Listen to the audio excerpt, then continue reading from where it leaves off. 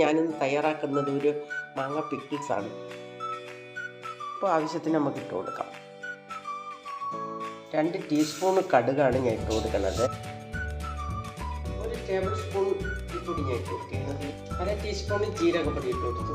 2 teaspoon മുളക് പൊടിയാണ് ഞാൻ ഇട്ട് കൊടുക്കുന്നത്. 1/2 ടീസ്പൂൺ ഉലുവപ്പൊടിയാണ് ഇട്ട് കൊടുക്കുന്നത്. അപ്പോൾ നമുക്ക് സ്റ്റൗ ഒന്ന് ഓഫാക്കാം. ഇതിലേക്ക് ഒരു 1/4 ടീസ്പൂൺ മഞ്ഞൾപ്പൊടി കൂടി ഇട്ട് കൊടുക്കാം. 1 ടീസ്പൂൺ കായപ്പൊടി ഇട്ട് കൊടുക്കാം. ഇതിലേക്ക് നമുക്ക് വെളിച്ചെണ്ണ ഒഴിച്ചു കൊടുക്കാം. ഒരു 1/4 ടീസ്പൂൺ കറുവപ്പല ഇട്ട് കൊടുക്കാം. ഇതിലേക്ക് അല്പം വെള്ളം കൂടെ ഒഴിച്ചു.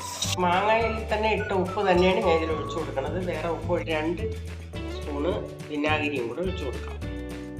പിന്നെ കടുകും കൂടെ ഇതിലിട്ട് കൊടുക്കാം. സ്റ്റൗ ഓഫാക്കാം. ഇതിലേക്ക് മാങ്ങ കൂടെ ഒന്നിട്ട് കൊടുക്കാം. ചെറിയ